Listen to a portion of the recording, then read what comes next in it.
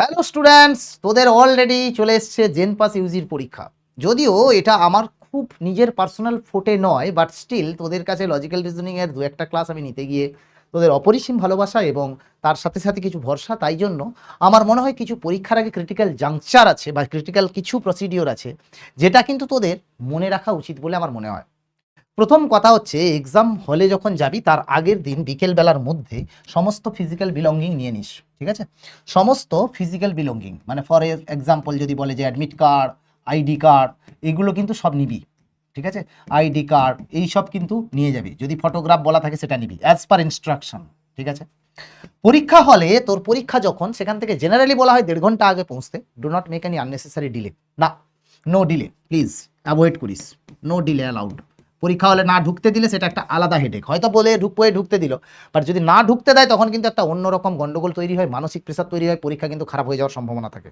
এটা first and foremost formality. Next হচ্ছে, যখন কোয়েশ্চেন পেপারটা দেবে, ফিজিক্যাল বুকলেট যদি থাকে, সেটা লক থাকে, সিল থাকে। লক বলতে সিল থাকে।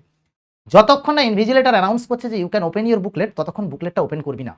সেক্ষেত্রে কিন্তু পরীক্ষার ডিসকোয়ালিফিকেশন হওয়ার সম্ভাবনা প্রচুর থাকে। এটা প্রথম প্রাইমারি টার্গেট।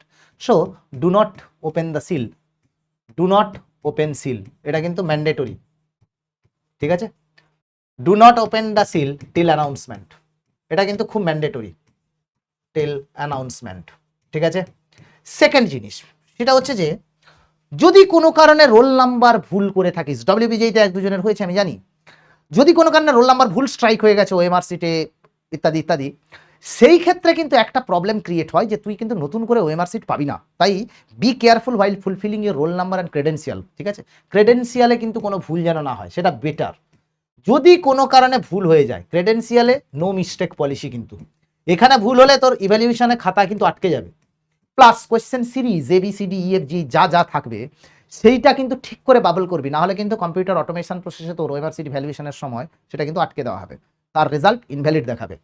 ফলে এই জিনিসটা খুব ম্যান্ডেটরি। সেকেন্ড হচ্ছে, যদি কোনো কারণে ভুল হয়ে যায় তারপর ব্যবস্থা আছে, ইনফর্ম দ্য ইনভিজিলেটর। ওভাররাইট করবি না। মানে ধর কোনো জায়গায় কোনো একটা কলামে তোর 2 দেওয়ার কথা ছিল, তুই 3-এর জায়গায় করে দিয়েছিস, কিচ্ছু করবি না। এখানে এটার উপরে আবার এসে ঘট করে একই কলামে 2 করে দিস না, মানে এখানে 3 করে দিস না।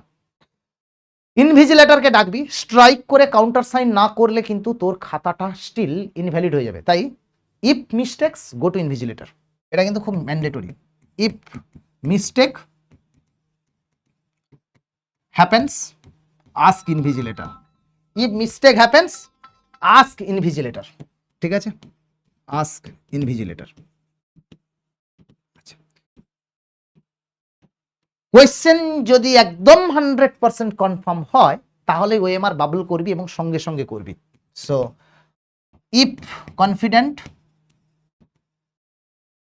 darken it, darken it. If not, keep for review.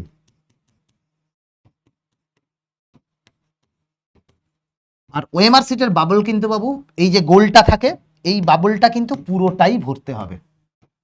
এই বাবলটা এইভাবে পুরোটাই ভরতে হবে। আধা করে ছেড়ে দিলে কিন্তু মার্ক দেবে না, বেশি বাইরে বেরিয়ে গেলেও মার্ক দেবে না। সেই জন্যই বল পয়েন্ট পেন দেয়, যাতে তোদের এই মিস্টেকটা না হয়। এইগুলো কিন্তু খুব প্রাইমারি জিনিস। ডব্লিউবিজির জন্য অ্যাপ্লিকেবল ছিল, জেনপাসের জন্য সেম অ্যাপ্লিকেবল। তোদের চিন্তার কিছু কারণ নেই, ঠান্ডা মাথায় গিয়ে পরীক্ষা দিবি। সবসময় একটা কথা মনে রাখবি, confidence and self believe is the কি টু ইয়োর সাকসেস। তাই জন্য মাথা ঠান্ডা রেখে পরীক্ষা দিবি। আর আশা করছি সবার পরীক্ষা খুব ভালো হবে। কিন্তু কিছু কিছু জিনিস যেগুলো ব্যালেন্টলি মানুষ মিস্টেক করে, যেমন এই জিনিসটা খুব মিস্টেক হয়ে যায়, এই জিনিসটা খুব মিস্টেক করে ফেলে, বা ওএমআর সিট ফিল আপের সময় গন্ডগোল করে ফেলে। আর লাস্টে কনফিডেন্টওয়ালা কোয়েশ্চেনগুলো লাস্টে করিস না। 32-এর জায়গায় 33 নম্বর কোয়েশ্চেন ভুল করে 32-এর মার্কিং হয়ে গেলে নাম্বারটা গেল তোর গোল্লায়। তাই if you are confident, darken it immediately. If not, keep it for review, next time করবি, মার্ক করে রেখে দিস। ঠিক আছে?